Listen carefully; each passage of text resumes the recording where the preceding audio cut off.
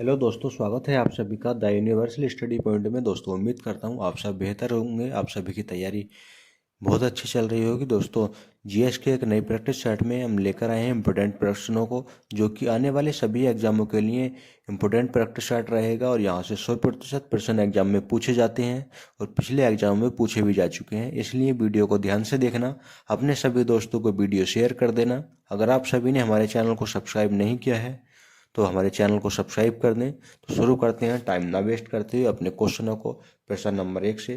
तो प्रश्न नंबर 1 है हमारा, प्रश्न नंबर 1 है, तुम मुझे खून दो मैं तुम्हें आज़ादी दूंगा। तुम मुझे खून दो मैं तुम्हें आज़ादी दूंगा, ये नारा किसने दिया था? ये किस महापुरुष का नारा है? इसका सही आंसर क्या होगा? इसका सही आंसर ऑप्शन नंबर बी हो जाएगा, सुभाष चंद्र बोस का यह नारा है। अगर पूछा जाता है चंद्रशेखर आज़ाद का महत्वपूर्ण नारे का नाम बताओ, तो चंद्रशेखर आज़ाद ने महत्वपूर्ण नारा दिया था, मैं आज़ाद हूँ, मैं आज़ाद हूँ और आज़ाद रहूँगा। मैं आज़ाद हूँ, आज़ाद रहूँगा। चंद्रशेखर आज़ाद जी द्वारा यह नारा दिया गया था। पूछे जाता है एग्जाम में, आपको ध्यान रखना है। नेक्स्ट प्रश्न है, नेक्स्ट प्रश्न पर चलते हैं। मेघदूत की रचना किसने की थी? मेघदूत की रचना किसने की थी? इसका सही आंसर क्या होगा? इसका सही आंसर ऑप्शन नंबर बी हो जाएगा, कालिदास द्वारा मेघदूत की रचना की गई थी। अगर हम कालिदास की इम्पोर्टेंट रचनाओं की बात करें तो इन्होंने मालवी कालवी मित्रम, मालवी कालवी मित्रम की रचना की थी। और अगर हम दूसरी की बात करें तो अभिज्ञान शकुंतलम की इन्होंने रचना की थी। अगर बात करें सूरदास की तो सूरदास द्वारा सूरसागर की रचना की गई थी। अगर बात करें वैशाख दत्त की इम्पोर्टेंट रचना की तो इनकी इम्पोर्टेंट रचना मुद्रा राक्षस थी, जो कि इम्पोर्टेंट है, खासकर एग्जाम में पूछी जाती है। मुद्रा राक्षस इम्पोर्टेंट पॉइंट है, ध्यान रखेंगे। अपने अगले प्रश्न पर चलते हैं। हमारा अगला प्रश्न है प्रश्न नंबर 3, विश्व जल दिवस कब मनाया जाता है? तो विश्व जल दिवस कब मनाया जाता है ये बताना है। इसका ऑप्शन नंबर ए है 22 अप्रैल, ऑप्शन बी है 22, ऑप्शन ए है 22 मार्च, ऑप्शन बी है 22 अप्रैल, ऑप्शन सी है 8 मार्च, ऑप्शन डी है 5 जून को। इसका सही आंसर ऑप्शन नंबर ए हो जाएगा, 22 मार्च को विश्व जल दिवस के रूप में मनाया जाता है। तो बात करें हम 22 अप्रैल की, तो 22 अप्रैल को पृथ्वी दिवस के रूप में मनाया जाता है। पृथ्वी दिवस के रूप में 22 अप्रैल को मनाया जाता है। 8 मार्च की बात करें तो 8 मार्च को अंतर्राष्ट्रीय महिला दिवस के रूप में मनाया जाता है। अंतर्राष्ट्रीय महिला दिवस के रूप में मनाया जाता है। और 5 जून की बात करें तो 5 जून को पर्यावरण के रूप में, पर्यावरण दिवस के रूप में मनाया जाता है। पर्यावरण दिवस के रूप में मनाया जाता है। इम्पोर्टेंट प्रश्न है, ये भी ध्यान रखेंगे। चलते हैं नेक्स्ट प्रश्न पर। नेक्स्ट प्रश्न है हमारा प्रश्न नंबर 5, पौधों का कौन सा भाग वायुमंडल से कार्बन डाइऑक्साइड ग्रहण करता है? तो कौन सा भाग कार्बन डाइऑक्साइड ग्रहण करता है? तो इसका सही आंसर क्या होगा? इसका सही आंसर ऑप्शन नंबर बी हो जाएगा, पत्तियां। पौधे पत्तियों द्वारा वायुमंडल से कार्बन डाइऑक्साइड ग्रहण करते हैं।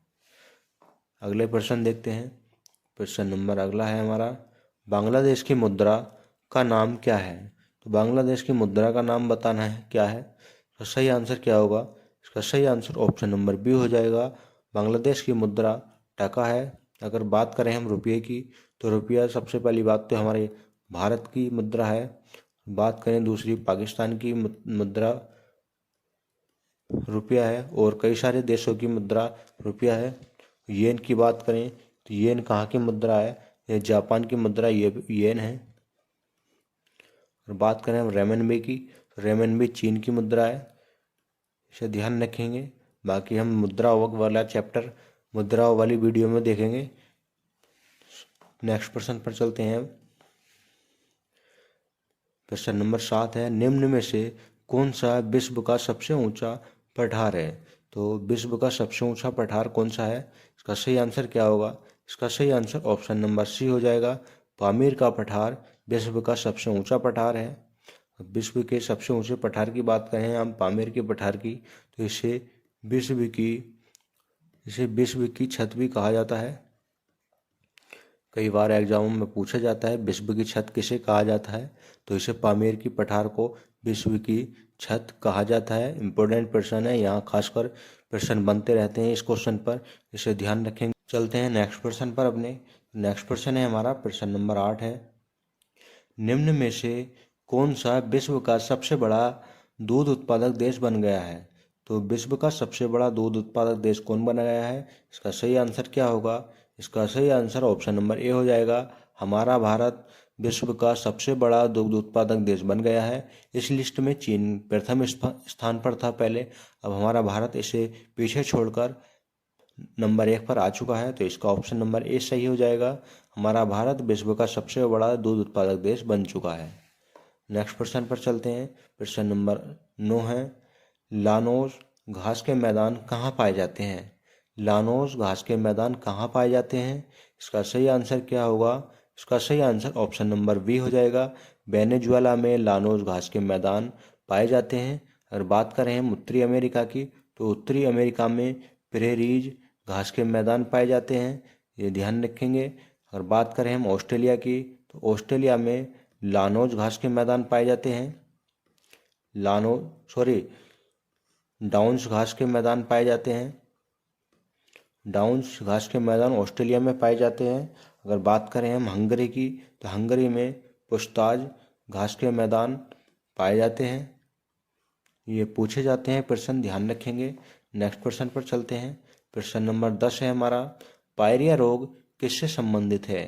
तो पायरिया रोग किससे संबंधित है, इसका सही आंसर क्या होगा। इसका सही आंसर ऑप्शन नंबर बी हो जाएगा, पायरिया रोग मसूड़ों से संबंधित है। अगर ब्लीडिंग के कारण जो दर्द होने का समस्या आती है दांतों में, उसे पायरिया कहा जाता है, ध्यान रखेंगे। नेक्स्ट प्रश्न है प्रश्न नंबर 11 है, भागीरथी और अलकनंदा नदी कहाँ मिलती हैं। भागीरथी और अलकनंदा नदी कहाँ मिलती हैं, इसका सही आंसर क्या होगा। इसका सही आंसर ऑप्शन नंबर ए हो जाएगा, देवप्रयाग में यह दोनों नदी अपना संगम बनाती हैं, उससे आगे चलकर गंगा में यह नदी मिल जाती हैं, जो कि उसके बाद हमारे भारत में प्रवेश करती हैं, जो कि उत्तराखंड से निकलकर बिजनौर जिले से निकलकर हमारे यूपी में प्रवेश करती हैं। नेक्स्ट प्रश्न पर चलते हैं। प्रश्न नंबर 12 है हमारा, सरदार सरोवर बांध किस नदी पर स्थित है। सरदार सरोवर बांध किस नदी पर स्थित है, इसका सही आंसर क्या होगा। इसका सही आंसर ऑप्शन नंबर बी हो जाएगा, नर्मदा नदी पर यह बांध स्थित है, ध्यान रखेंगे। नेक्स्ट प्रश्न पर चलते हैं। प्रश्न नंबर 13 है, गुप्त साम्राज्य की स्थापना किसने की थी। गुप्त साम्राज्य का संस्थापक कौन था, इसका सही आंसर क्या होगा। इसका सही आंसर ऑप्शन नंबर बी हो जाएगा, श्रीगुप्त ने गुप्त साम्राज्य की स्थापना की थी। अगर बात करें हम चंद्रगुप्त प्रथम की, तो चंद्रगुप्त प्रथम इस वंश का सबसे प्रतापी शासक था। प्रतापी शासक के रूप में अगर जाना जाए, तो चंद्रगुप्त प्रथम को इस साम्राज्य का सबसे प्रतापी संस्थापक माना जाता है। अगर समुद्रगुप्त की बात करें, तो इसे भारत का नेपोलियन कहा जाता है। अगर हम बात करें स्कंदगुप्त की, तो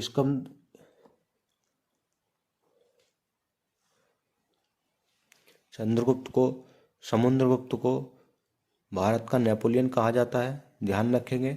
नेक्स्ट प्रश्न पर चलते हैं। नेक्स्ट प्रश्न है हमारा प्रश्न नंबर 14, गारो खासी जयंतिया पहाड़ी भारत के किस राज्य में है।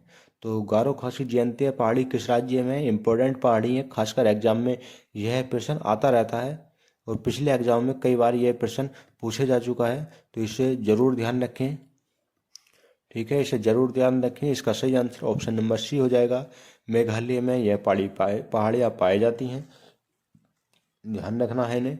उत्तराखंड की बात करें, तो उत्तराखंड में नंदा देवी पर्वत पाया जाता है, ठीक है। अगर कर्नाटक की बात करें, तो कर्नाटक में चंद्रगिरी की पहाड़ियाँ पाई जाती हैं, इम्पोर्टेंट हैं ये चंद्रगिरी की पहाड़ियाँ। नेक्स्ट प्रश्न पर चलते हैं। प्रश्न नंबर 15 है, तुगलकनामा किसने लिखी थी। तो तुगलकनामा किसने लिखी थी, इसका सही आंसर क्या होगा। इसका सही आंसर ऑप्शन नंबर सी हो जाएगा, अबुल फजल द्वारा तुगलकनामा लिखी गई थी,